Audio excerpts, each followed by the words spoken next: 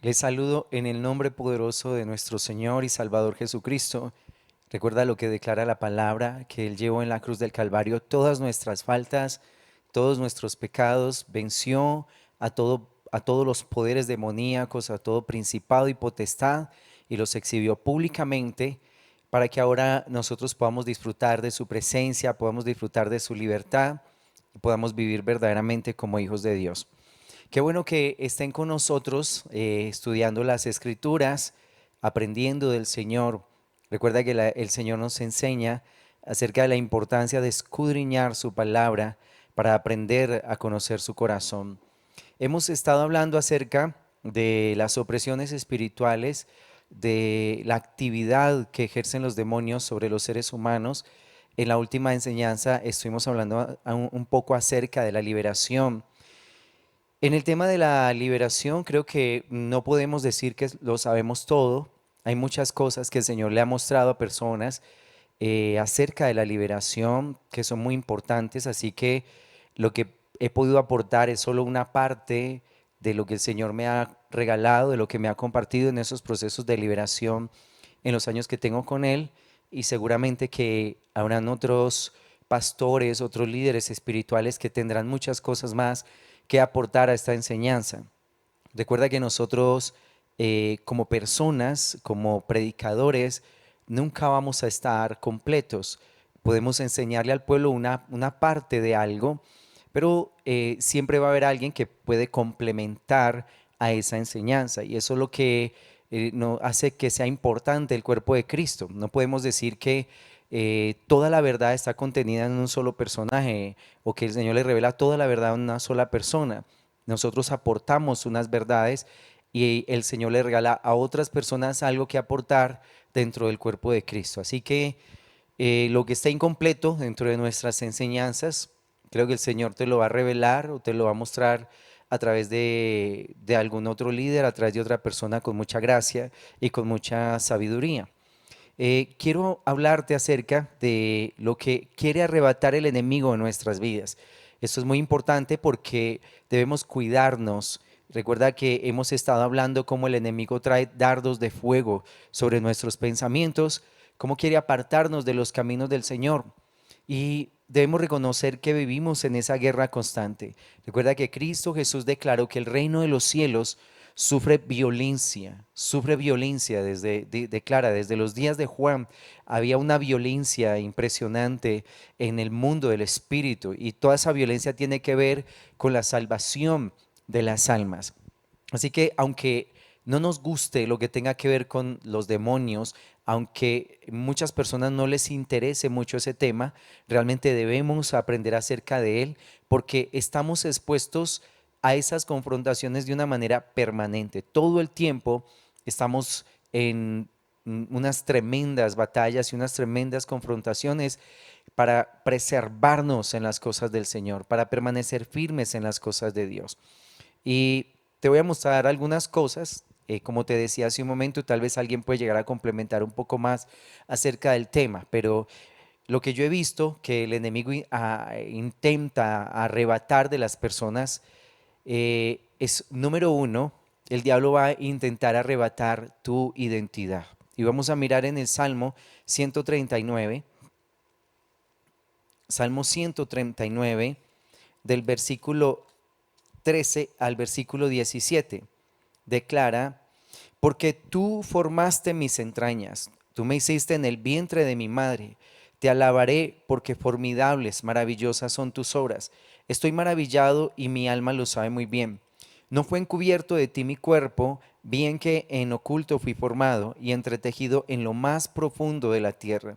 Mi embrión vieron tus ojos, y en tu libro estaban escritas todas aquellas cosas que fueron luego formadas, sin faltar una de ellas. Cuán preciosos me son, oh Dios, tus pensamientos, cuán grande es la suma de ellos. Si los enumero, se multiplican más que la arena. Despierto y aún estoy contigo. Una cosa espectacular que aparece aquí en este salmo es que declara que el Señor ha estado pendiente de mi vida desde el proceso de la gestación. Cuando apenas era un embrión, Dios estaba mirando ese embrión estaba cuidando de él, estaba protegiendo ese embrión. Y lo otro que declara acá es que él trazó un diseño, un propósito para esa vida que está escrito en el libro de la vida, el libro de la vida de Dios. Dios ha escrito un diseño, ha escrito un propósito con cada persona que Él pone sobre la tierra. Para Dios cada persona es totalmente perfecta, desde la cabeza hasta los pies. Cuando nosotros venimos a este mundo, eh, se va perdiendo esa identidad porque el mundo la arrebata, porque el diablo arrebata esa identidad.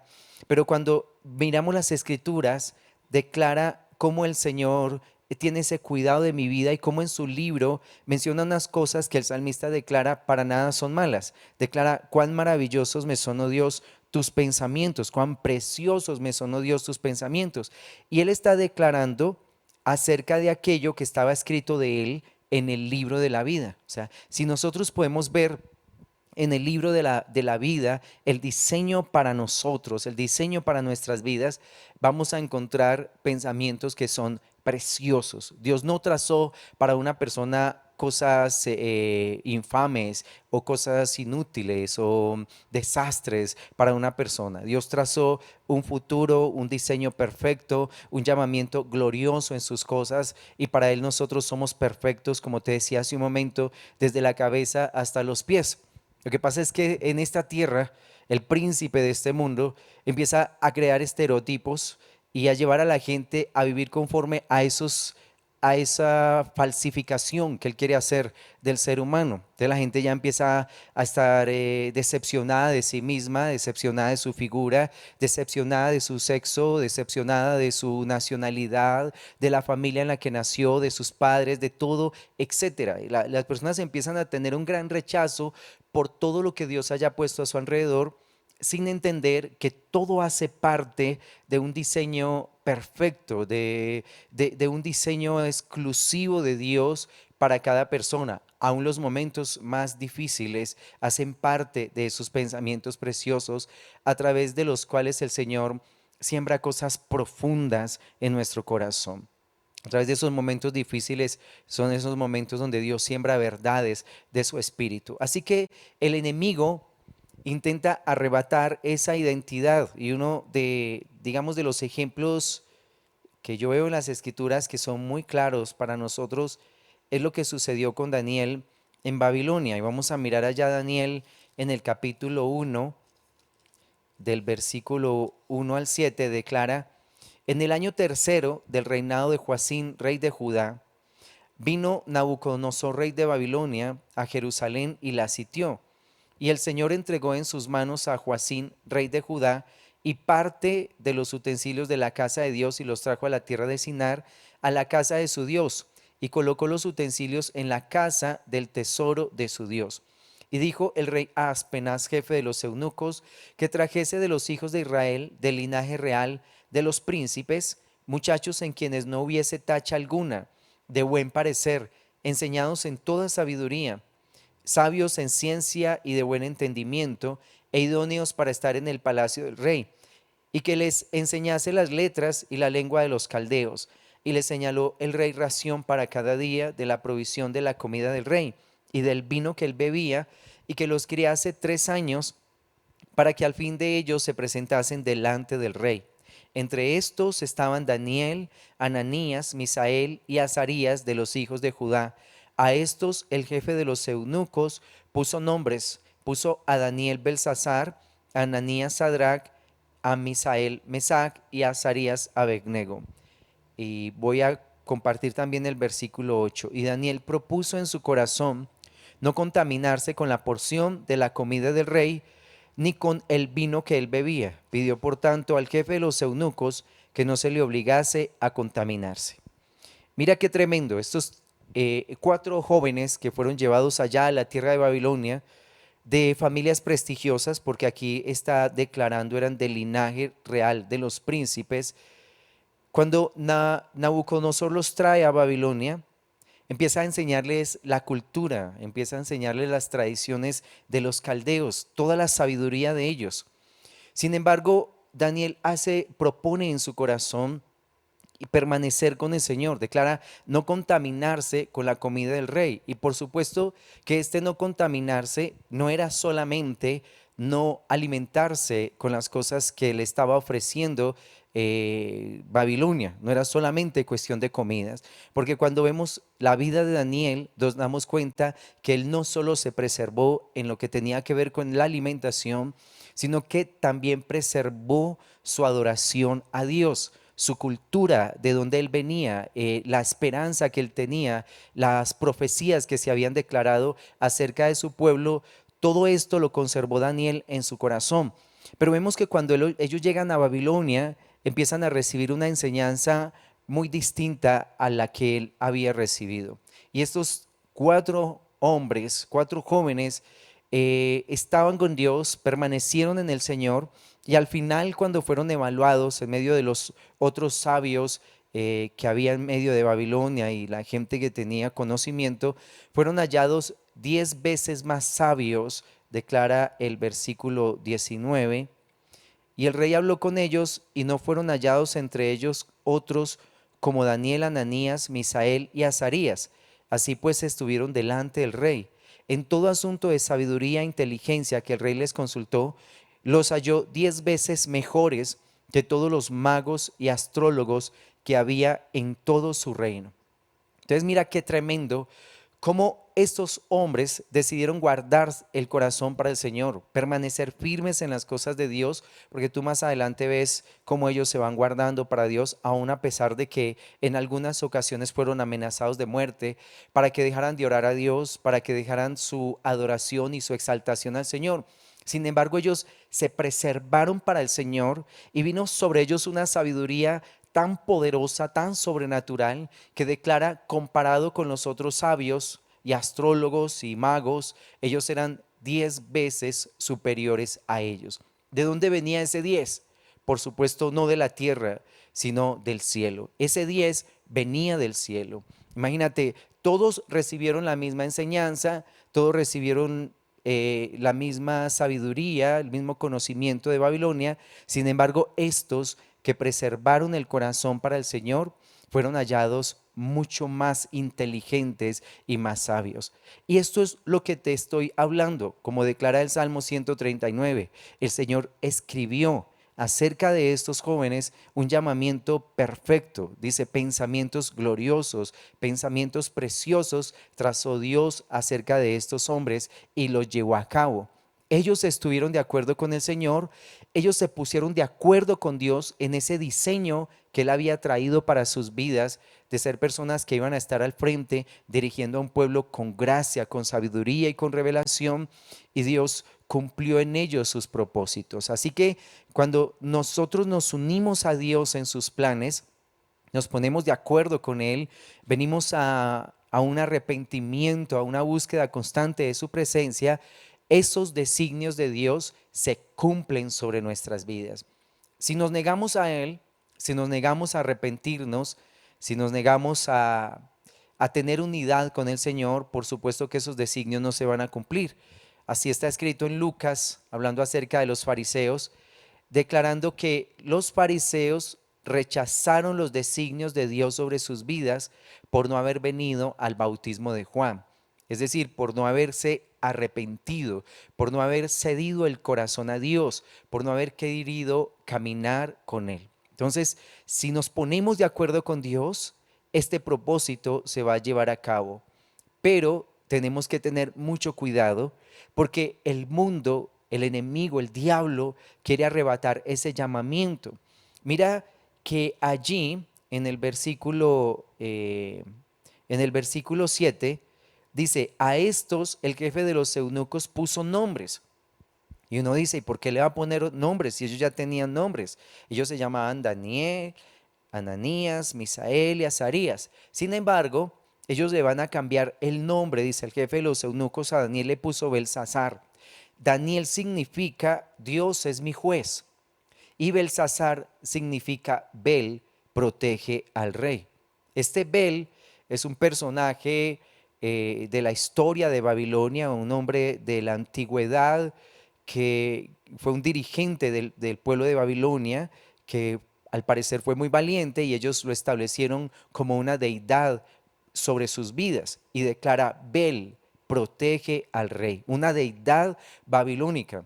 O sea que Daniel, que significa Dios es mi juez, ahora este hombre, el mundo, esta cultura babilónica, le quiere cambiar por Bel protege al rey. A Ananías, Ananías significa la gracia del Señor. Y le pusieron por nombre Sadrach, y Sadrach significa mandato de Acú. Acú es alguno de los dioses que ellos tenían, en algunas partes aparece como el dios de la luna.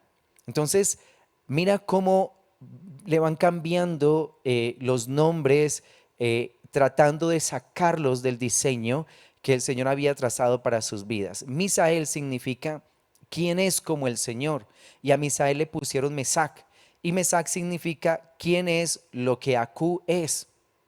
Azarías significa Dios es mi ayudador, y a él le pusieron Abed-nego, que significa siervo de Nego, y Nego era el dios de la vegetación para ellos.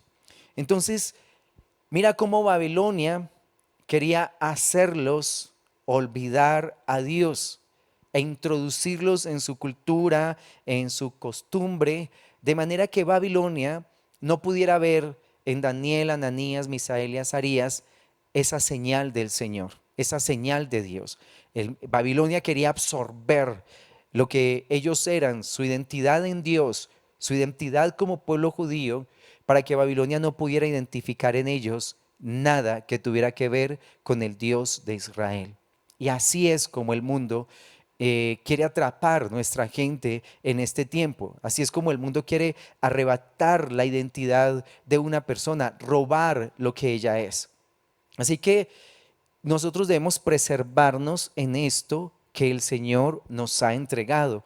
Tú eres perfecto como Dios te llamó, tú eres totalmente perfecto, tu figura física para el Señor es totalmente perfecta, lo que tú eres en el Señor, aún tu forma de ser, por supuesto sin pecado, pero tu forma de ser fue la forma de ser que el Señor te dio. Y a través de esa forma de ser, Dios va a hacer, o Dios hace cosas grandes y poderosas en tu vida para que tú también puedas bendecir a los otros que están a tu alrededor. Yo recuerdo que hace muchos años, le estaba preguntando a Dios acerca del libro de la vida. Y yo le preguntaba, le decía: Señor, el Salmo dice que mi vida está escrita en tu libro, que en tu libro están escritas todas esas cosas que fueron luego formadas. Yo quiero saber qué está escrito de mí en tu libro. Y le pregunté al Señor, recuerdo que le hice esa pregunta durante mucho tiempo y Dios no me respondió durante, no sé si años, no me respondió esa pregunta. Pero un día que iba por la calle, iba caminando, el Señor me recordó esa pregunta. Me dijo: ¿te acuerdas que me preguntaste qué está escrito en el libro de la vida acerca de ti? Y yo le dije: claro, Señor, que me acuerdo. ¿Cómo no me voy a acordar si yo te pregunté eso durante tanto tiempo? Hasta que finalmente pues dejé como de insistir. Y el Señor me dijo: lo que está escrito de ti en el libro de la vida se resume en estas palabras: yo soy de mi amado y mi amado es mío. Y realmente esa palabra me conmovió bastante. Yo pensé que él me iba a decir que yo era un gran predicador, que yo iba a ser un, no sé, un profeta a las naciones, todo eso que de pronto uno empezando la vida espiritual anhela que le digan. Que, oh, tú eres profeta a las naciones, serás grande, poderoso, todo el mundo te reconocerá. Todas esas cosas vanas que a veces uno sueña, pues, o bueno, vanas no siempre y cuando el Señor las establezca en mi vida, pero esos sueños humanos que uno tiene. Pero el Señor me dijo: yo soy de mi amado y mi amado es mío.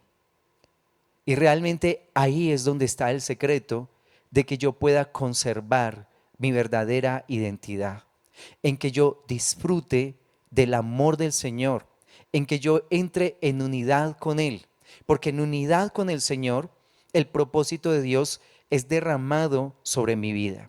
Porque una persona separada de Dios no entiende, no percibe, pierde el norte para su vida como lo hizo Adán.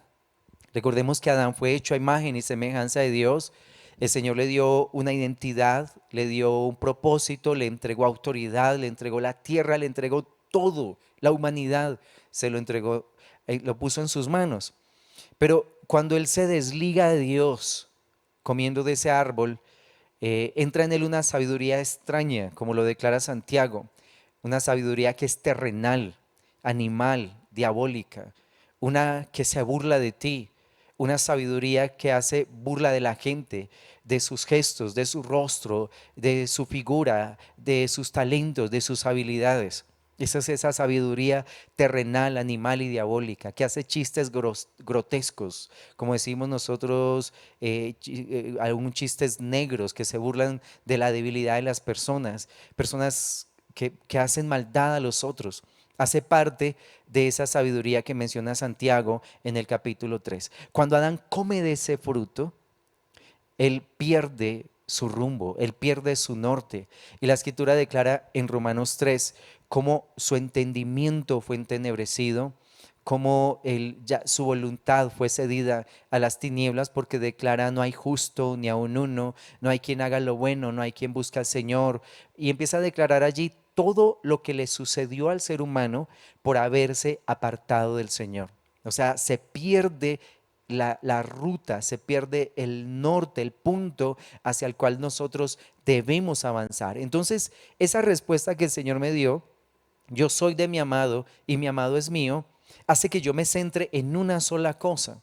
No que yo me centre en un ministerio, ni que me centre ni aún en la enseñanza de la escritura, ni tener una iglesia grande o pequeña, ni tener fama o reconocimiento, sino que yo me centre en amar a Dios y en recibir el amor que Él derrama sobre mi vida.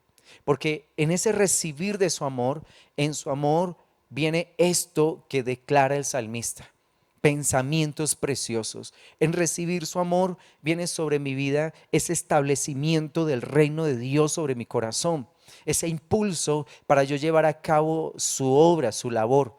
Todo lo que yo pretenda hacer en Dios, que está fuera de la cobertura de su amor, me va a fatigar y se va a convertir en una tarea más de todas las tareas que realizo, una tarea que me va a cansar, que me va a decepcionar, una que más adelante yo voy a querer dejar tirada.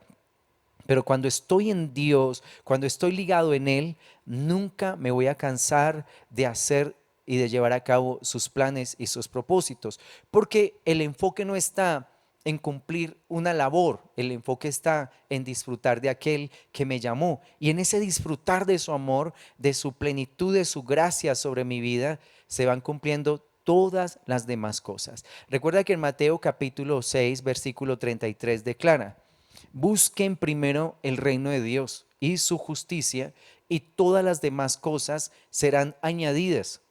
Así que si lo buscamos primero a Él, si buscamos de su amor, de su gracia, de su compasión, su misericordia, y como lo declara Juan capítulo 15, como la rama que está pegada a la vid, y pegada a la vid puede llevar mucho fruto, así va a suceder con cada uno de nosotros, porque separados de Dios nada podemos nosotros hacer.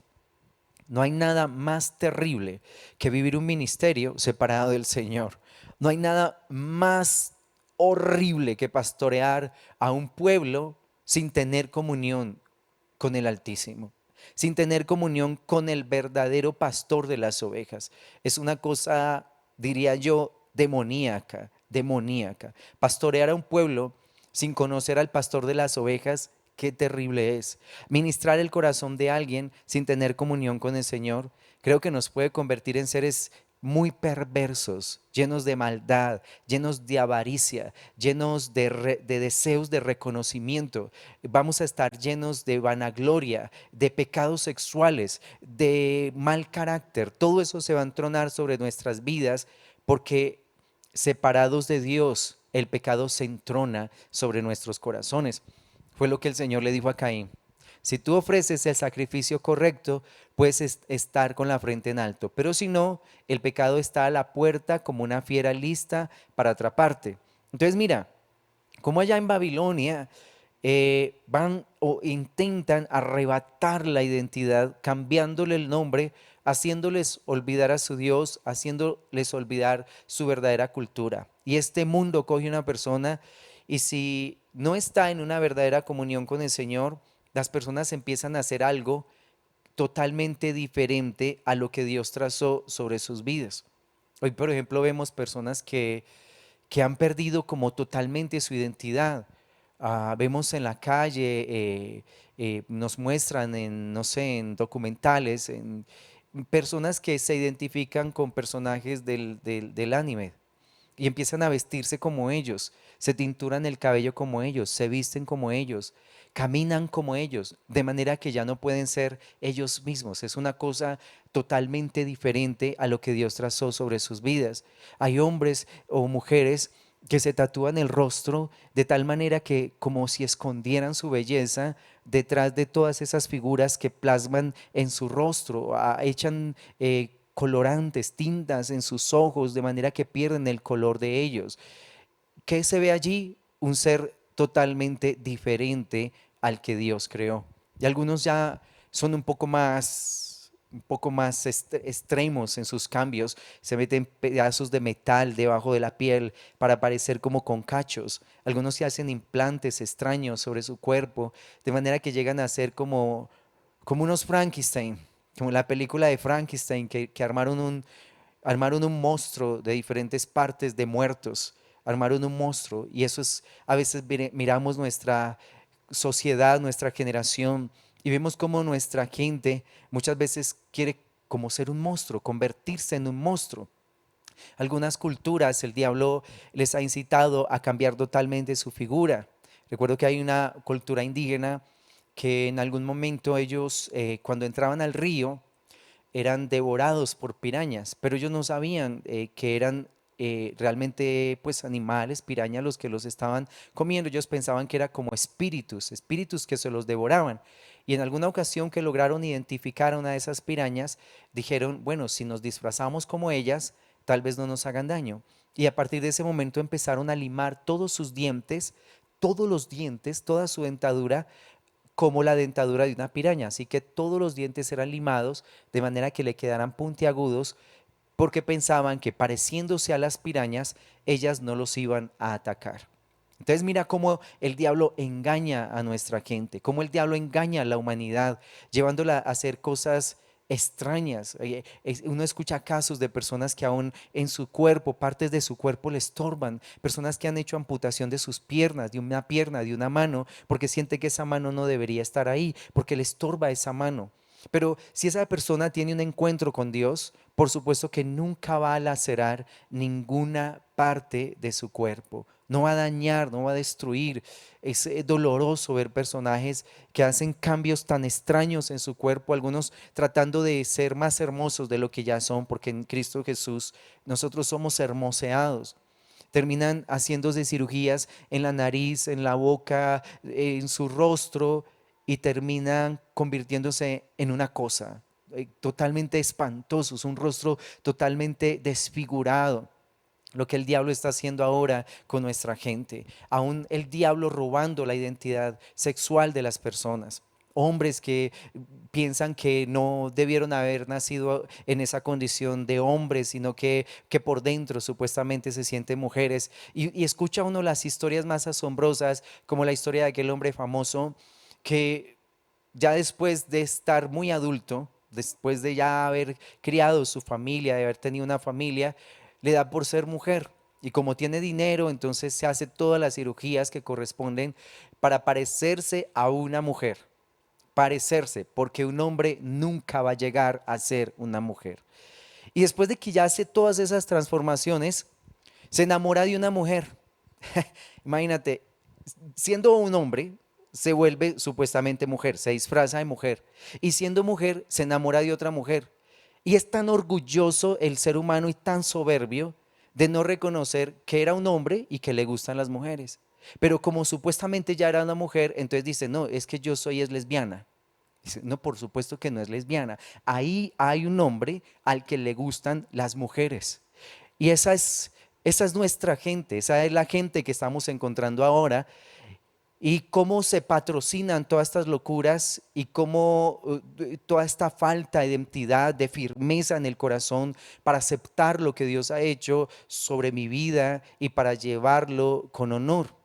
Yo creo que en alguna ocasión les conté que hablé con una persona que hizo todas esas transformaciones en su cuerpo y decía, yo me miro al espejo y veo una mujer, pero yo sé que soy un hombre. Y me preguntaba, ¿cómo me saco eso de la cabeza? Y le decía, nunca te vas a poder sacar eso de tu cabeza porque tú eres un hombre. Siempre vas a ser un hombre. No importa cuánto encubras eso físicamente en tu corazón. Dios te diseñó de esa manera. Dios no cambia sus propósitos, Dios no cambia sus diseños sobre la gente.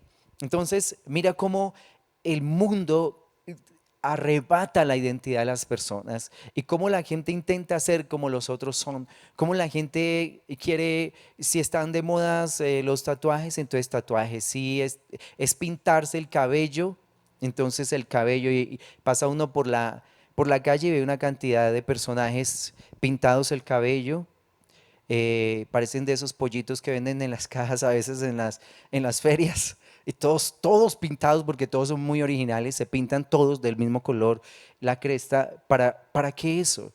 ¿Para ser mejores o para que la gente los mira, para que se dé cuenta que están ahí? Como alguna persona cercana que un día se despierta y se siente viejo.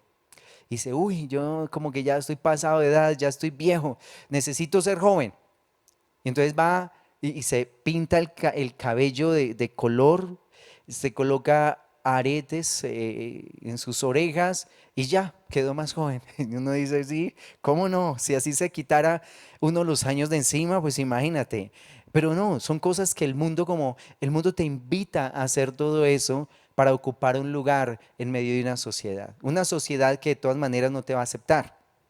Porque en medio de todo esto, las grandes críticas, las grandes censuras de todos contra todos. Supuestamente todos hacen eso porque es la moda, porque es lo que el mundo obliga a hacer o porque es lo que el mundo está aceptando, porque así es como yo hallo cabida en medio de la gente.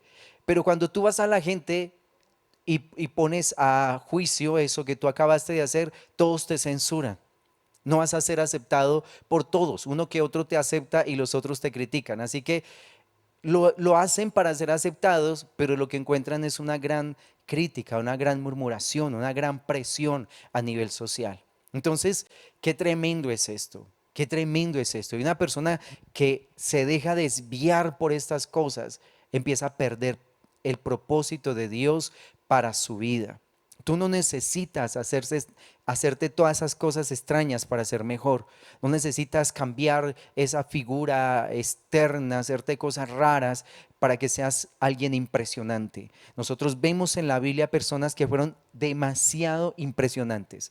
Moisés fue un hombre reconocido de una manera poderosa, sobrenatural, era conocido como un hombre de grandes obras en medio del pueblo de Egipto y en medio del pueblo de Israel. David fue un hombre que fue conocido por el pueblo de Israel porque sirvió a su generación, porque fue la lámpara del pueblo de Dios y porque fue el dulce cantor de Israel. Al apóstol Pablo lo conocemos todos los creyentes que leemos sus epístolas, las que el Espíritu Santo le afirmó, le reveló. Y no solamente era conocido aquí en la tierra, sino que también en el mundo del Espíritu los demonios sabían quién era Pablo.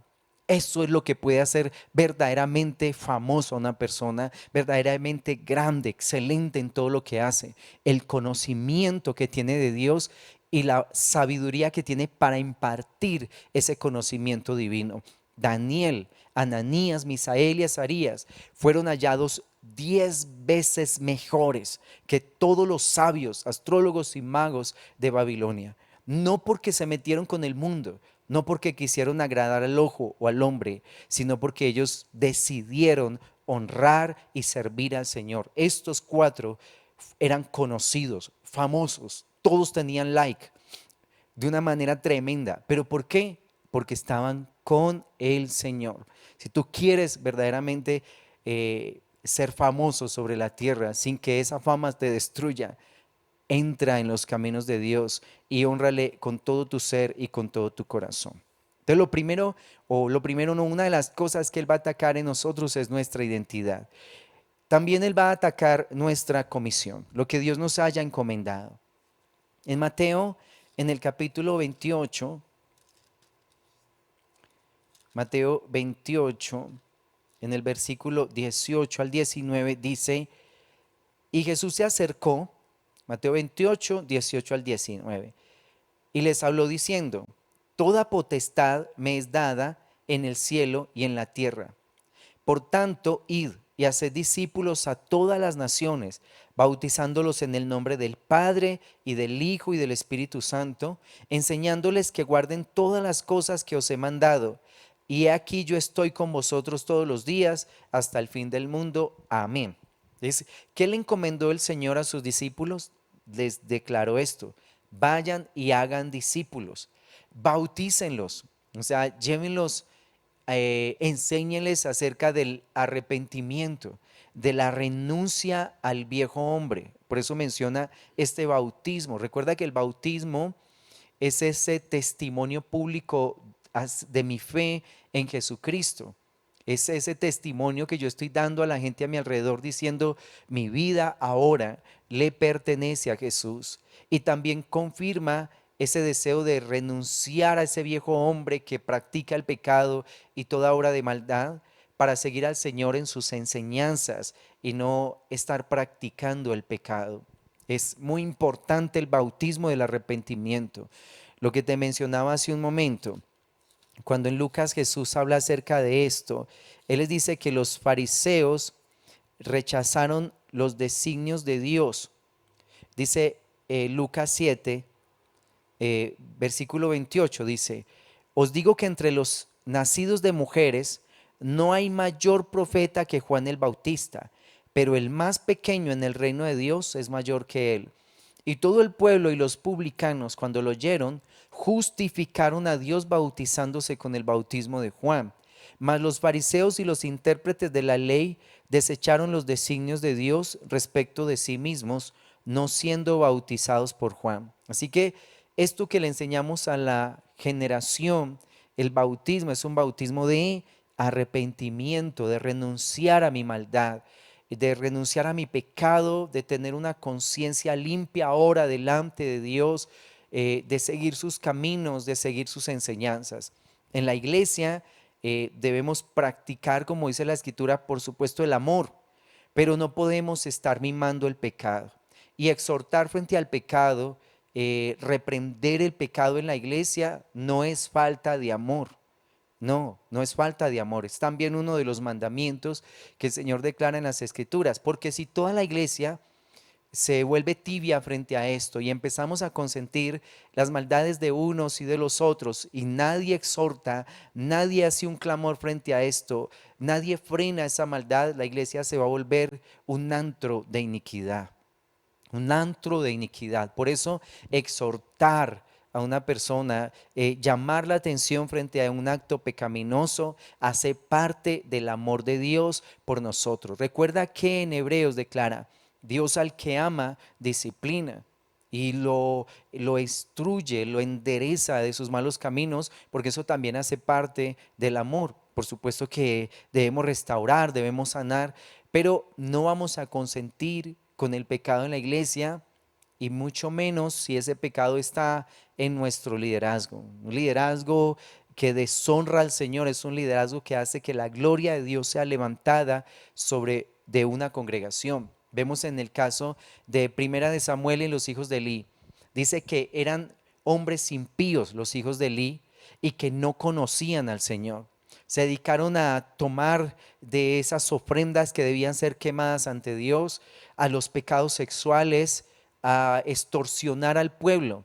Y el Señor dio una sentencia sobre ellos, que fue, ambos van a morir en un solo día.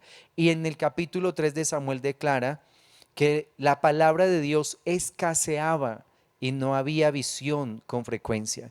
O sea que un liderazgo que se entrega a los pecados y que todos se lamben ahí su maldad, que todos están lamiendo sus maldades y nadie dice nada, finalmente vamos a tener un lugar de predicadores profesionales, pero que no conocen absolutamente al Señor, donde no hay un mover del Espíritu Santo, donde Dios no está tocando almas, donde Dios no toca corazones, sino que todo el pueblo empieza a entrar en pecado y en pecado, porque eso que está ministrando el líder empieza a es pasado sobre la gente. O sea, el sacerdote ministra lo que es. Si es un hombre impío, su pueblo va también a cometer muchas atrocidades. Entonces, esta comisión es hacer discípulos, bautizarlos en el nombre de Jesús y enseñarle las palabras de nuestro Señor. Recuerda, aquí en Mateo 28 menciona: bautícelos en el nombre del Padre, del Hijo y del Espíritu Santo. Y acá también declara: enséñenles las palabras de Jesucristo. O sea, enseñémosle a la gente las palabras de Dios. En Marcos, en el capítulo 16, también aparece complementando esta comisión. En el versículo 15 dice: y les dijo: id por todo el mundo y predicad el evangelio a toda criatura. El que creyere y fuere bautizado será salvo, mas el que no creyere será condenado. Y estas señales seguirán a los que creen: en mi nombre echarán fuera demonios, hablarán nuevas lenguas, tomarán en las manos serpientes, y si bebieren cosa mortífera no les hará daño. Sobre los enfermos pondrán sus manos y sanarán. Entonces, mira que el Señor nuevamente entrega una comisión acá, y es predicar la palabra del Señor, echar fuera demonios, sanar a los enfermos. Y el Señor ofrece aquí una cobertura especial. Esto es lo que la iglesia debe hacer.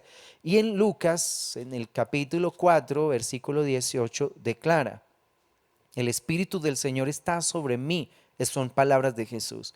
Por cuanto me ha ungido para dar buenas nuevas a los pobres, me ha enviado a sanar a los quebrantados de corazón, a pregonar libertad a los cautivos y vista a los ciegos, a poner en libertad a los oprimidos, a predicar el año agradable del Señor. Esto fue lo que Cristo Jesús declaró que venía a hacer. Pero el Espíritu Santo que reposó, que estuvo en Jesús, es el mismo Espíritu que Él envía a nuestros corazones. Y si es el mismo Espíritu, por supuesto, que cumple la misma comisión en nosotros. ¿Cuál?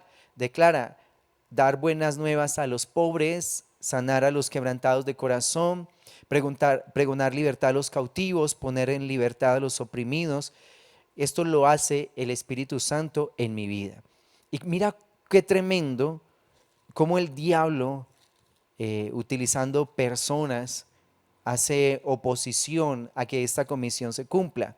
Allí en Hechos, en el capítulo 4, Pedro y Juan son llevados ante el concilio, y dice del versículo 1 al 3: hablando ellos al pueblo, vinieron sobre ellos los sacerdotes con el jefe de la guardia del templo y los saduceos. Eso es después de la sanación de un cojo. Resentidos de que enseñasen al pueblo y anunciasen en Jesús la resurrección de entre los muertos. Y les echaron mano y los pusieron en la cárcel hasta el día siguiente, porque era ya tarde. ¿Qué delito estaban cometiendo ellos? Predicando la palabra de Dios, sanando personas, pero mira, dice: resentidos de que enseñasen al pueblo y anunciasen en Jesús la resurrección de entre los muertos. Recuerda que cuando Jesús estaba haciendo su labor en medio de la humanidad, este grupo de sacerdotes, de escribas, de fariseos, sintieron una gran envidia de Jesús porque las multitudes se iban en pos de él. Ellos querían ser los personajes, los que llaman la atención, los más importantes, los que todo el pueblo busca, los súper reconocidos. Pero cuando Jesús aparece, ellos, pues fue tanta la persecución, y por supuesto ya estaba profetizado para todos la muerte de Jesús, pero ellos incitaron al pueblo para que Cristo Jesús muriera en la cruz del Calvario. Entonces, mira qué tremendo cómo la comisión que el Señor nos ha entregado es atacada. En este caso, los discípulos fueron atacados. En el versículo 28 dice, 18 de ese mismo capítulo, declara, bueno, mejor desde el 17. Sin embargo, para que no se divulgue más entre el pueblo, amenacémosles para que no hablen de aquí en adelante a hombre alguno en este nombre. Y llamándolos, les intimidaron que en ninguna manera hablasen ni enseñasen en el nombre de Jesús. Mira lo tremendo, cómo se levantan con amenazas para que el Evangelio del Señor no sea derramado sobre nuestra generación o sobre las generaciones, sobre las gentes. Ahí en Hechos capítulo 7 aparece también la muerte de Esteban, que fue apedreado precisamente por estar predicando la palabra de Dios. Y en el capítulo 16 de Hechos aparece la historia de Pablo y de Silas allí en Filipos, cómo ellos fueron azotados y echados en la cárcel. Entonces, el diablo siempre va a intentar callar la voz de aquellos que estamos hablando de parte del Señor. Y tú ves hoy por hoy cómo se ha sacado de las escuelas, de los colegios, se ha sacado la enseñanza acerca de Dios. Ya no se puede hablar de Dios abiertamente en las escuelas, en los colegios. ¿Cómo se levantan profesores universitarios que se creen los dueños de nuestros hijos?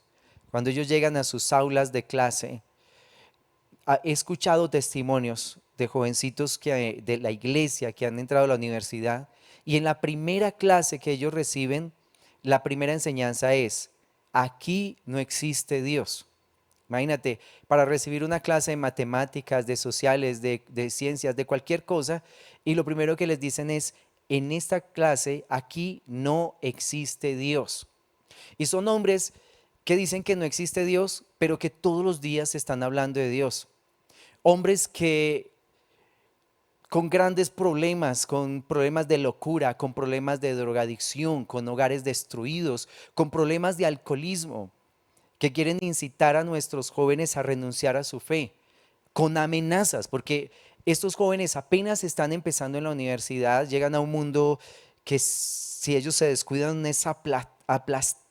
Ese mundo de las universidades es terrible para la fe de nuestros muchachos, porque hay gente muy perversa en esos salones, tratando de arrebatarles la creencia que ellos tienen en el Señor. Y si ellos se oponen, ¿con qué van a jugar estos docentes? Con la nota de esos muchachos. No importa qué tan buenos sean esos jóvenes en lo que hacen, qué tan inteligentes sean, si este profesor quiere, los deja repitiendo su materia, simplemente porque esos jóvenes dicen creer en el Señor. Y esos profesores son los que incitan a nuestros muchachos a ir a la calle, a protestar cuando hay paros, a tirar piedra, a protestar contra los gobiernos por los derechos humanos. Pero, ¿cuáles derechos? Si los jóvenes en los salones de ellos no tienen derecho a creer en el Señor, los aplastan, son dictadores, son unos hijos del diablo que quieren destruir a nuestros jóvenes y ellos diciéndole a nuestros muchachos que salgan a protestar por los derechos de la humanidad. Entonces uno dice: tenaz, tremendo esto que pasa con nuestra gente, tremendo, tremendo, como aún el gobierno, cómo se patrocinan tantas leyes que van en contra de las cosas de Dios, de no poder hablar del Señor, de no poder exhortar frente al pecado, de negarle a la iglesia aún el derecho, por decirlo de alguna manera, de exhortar a una persona que está en un camino torcido a volverse a los caminos de Dios. Todo con la justificación de que uno está violando el derecho de la gente a hacer lo que ellos quieran. Pero es que la gente desconoce que los seres humanos tienen eternidad.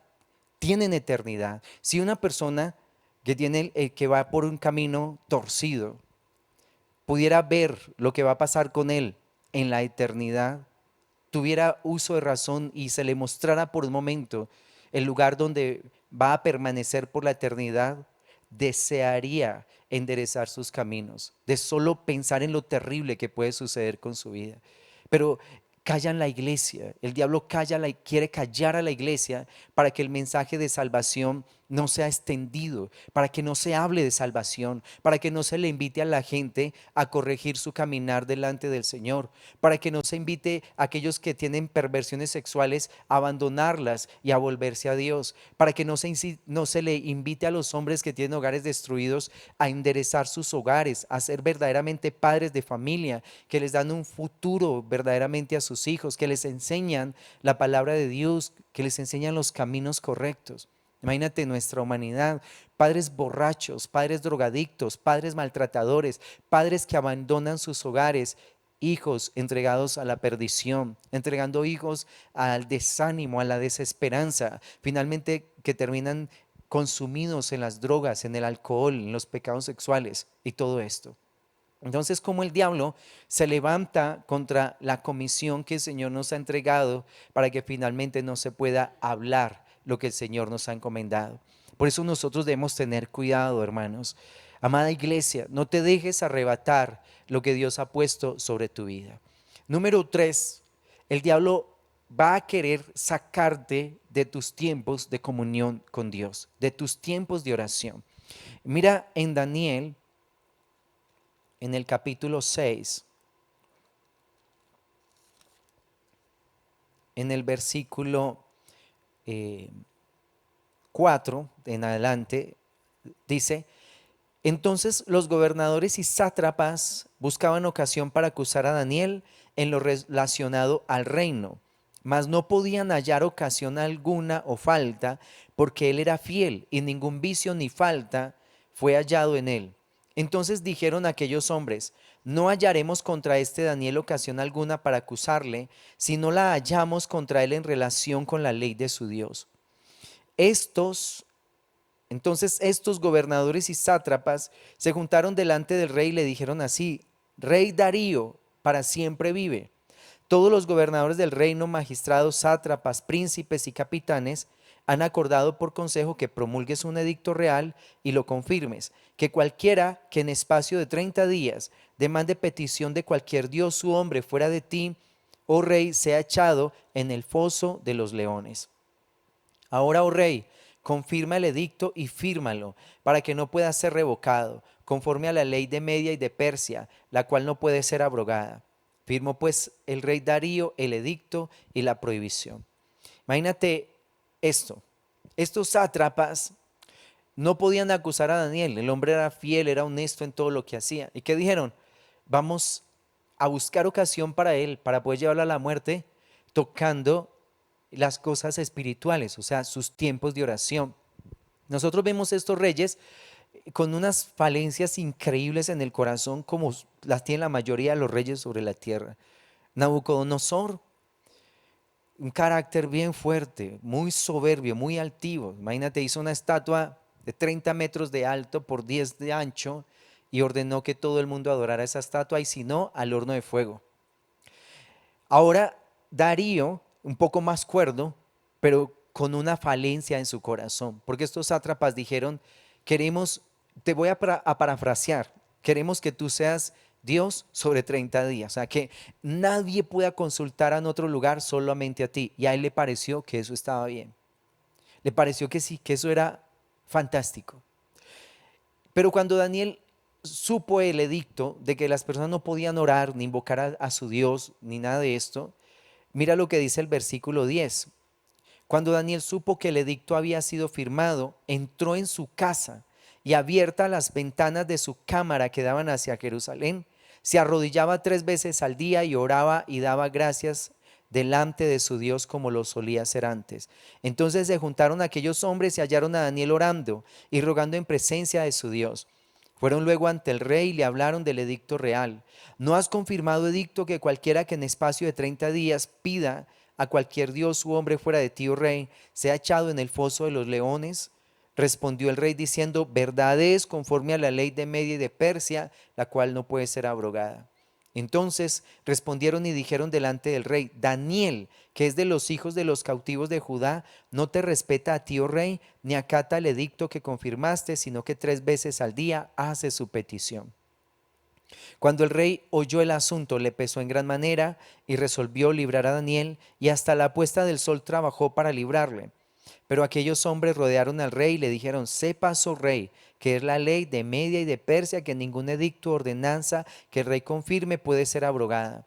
Entonces el rey mandó y trajeron a Daniel y le echaron en el foso de los leones. Y el rey dijo a Daniel: el Dios tuyo, a quien tú continuamente sirves, él te libre. Mira qué tremendo cómo la oración es atacada. El diablo no quiere que tú ores. El diablo no quiere que tú invoques el nombre de Dios. Pero cuando Daniel fue atacado en esto, él no se encerró, no iba a ser hipócrita porque él hubiera podido decir, bueno, finalmente la oración es en secreto, yo puedo cerrar las ventanas, que nadie sepa que yo estoy orando. Pero cuando el edicto era no se puede orar, él no iba a renunciar a su oración y no iba a ser hipócrita con la gente. Porque así es esta tierra, así es este mundo, que obliga a las personas a esconder su devoción al Señor. Cuando la gente empieza en la iglesia, normalmente empieza a traer la Biblia escondida en una bolsita negra y sale a escondidas, y cuando sale mira para todas partes que nadie lo vea salir, que no se den cuenta que está buscando al Señor. Y si es en un municipio, en un pueblo, un pueblo pequeño, todo el mundo lo conoce, peor el asunto. Pero mira lo que es honrar al Señor. Daniel dijo, bueno, voy a seguir orando, nadie me va a quitar ese gran privilegio de orar. Y qué tremendo todos los distractores que se levantan cuando yo quiero tener comunión con el Señor. En Lucas, en el capítulo 14, hay una parábola que habla acerca de una invitación a las bodas.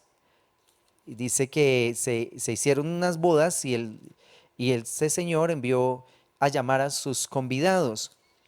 Y cuando él los llama, del versículo 18 dice, y todos a una comenzaron a excusarse. El primero dijo, he comprado una hacienda y necesito ir a verla. Te ruego que me excuses. Otro dijo, he comprado 5 yuntas de bueyes y voy a probarlos. Te ruego que me excuses. Otro dijo, acabo de casarme y por tanto no puedo ir. Entonces, mira las cosas que aparecen aquí que distraen a una persona de ir a ese banquete, de degustar ese banquete. Uno fue que él había comprado una casa. O sea, ¿quién no quiere tener una buena casa? Por supuesto que todos lo queremos, pero cuando la atención está centrada en esos bienes materiales, en adquirir esos bienes materiales, en lujos, en todas esas cosas, pienso que podemos perder, y lo declara acá, mucha fuerza con el Señor. La segunda excusa que ellos sacaron fue los negocios, el trabajo. Tengo bueyes, es que tengo que trabajar demasiado, a mí no me queda tiempo para orar. Entonces no puedo buscar al Señor. Y la tercera excusa fue la familia. Me acabo de casar. ¿Cierto? No es que tengo que cuidar a la esposita tiene que cuidar a los niños, y la esposita tiene que cuidar al esposo, entonces finalmente ocupada en todo esto que tiene que ver con la familia, no se puede tener comunión con el Señor. Y esa falta de comunión con Dios hace que perdamos fuerza. Mira que en esta parábola el dueño de la cena convidó entonces a otros y otros pudieron comer lo que estaba destinada para estos hombres. Entonces, qué tremendo. Y en Lucas, en el capítulo 8, en el versículo 14, dice acerca de la semilla, que es la palabra, dice, la que cayó entre espinos, estos son los que oyen, pero yéndose son ahogados por los afanes, las riquezas, los placeres de la vida. Tres cosas mencionan ahí: los afanes, las riquezas y los placeres de la vida. Cosas que pueden arrebatar nuestra comunión con Dios. A veces la iglesia se ocupa en tantas cosas y luego va a buscar al Señor, no tiene tiempo, está cansado, está somnoliento, dice no hay tiempo, pero sin embargo cuando entra a mirar cosas en el Face, ahí sí, para eso sí hay tiempo, en el WhatsApp, mira los estados, las foticos de todos los amiguis, y el dedito eche y eche, callo, callo y callo, horas con ese dedito ahí en el celular. Y ese tiempo que se está perdiendo lo podría estar usando en oración, buscando al Señor. En Lucas 18, el Señor menciona la parábola de la viuda y el juez injusto. Y dijo, y él declaró esta parábola frente a la necesidad de orar de día y de noche, de orar siempre sin desmayar. Él declara cuánto más el Padre responderá a aquellos que claman a Él de día y de noche. Vemos el ejemplo también del pueblo de Israel en Éxodo capítulo 2, versículo 23, donde dice que ellos bajo esa opresión egipcia empezaron a gemir, a clamar, y Dios los visitó poderosamente. Daniel en el capítulo 9, cuando empieza a orar frente a las visiones, a las revelaciones que él había tenido, también hacia el cumplimiento del tiempo de que ya Israel debía volver a su tierra, que el cautiverio ya debía terminar, recibió una respuesta en oración. Moisés junto con Aarón en Números capítulo 16 cuando hubo una gran mortandad del pueblo por haber murmurado contra el Señor y contra estos dos hombres, se desata esa plaga y Aarón se paró entre los vivos y los muertos con un incensario que representa la oración. Y dice que la mortandad se detuvo. ¿Qué pasa en la oración?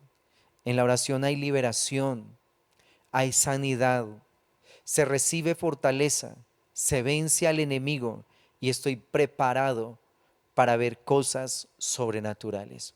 Así, amada iglesia, que dedica más tiempos a buscar a Dios, y por supuesto que estos tiempos de oración tienen que ir acompañados de cambios radicales en mi alma, en mi corazón, en mi comportamiento, para que haya esa combinación entre oración, pero también carácter de Cristo en nuestras vidas. Bueno, se nos acabó el tiempo. Quiero dejarte estos 3 puntos, no te los puedes dejar arrebatar. 1, tu identidad en el Señor. 2, la comisión que el Señor te ha encomendado.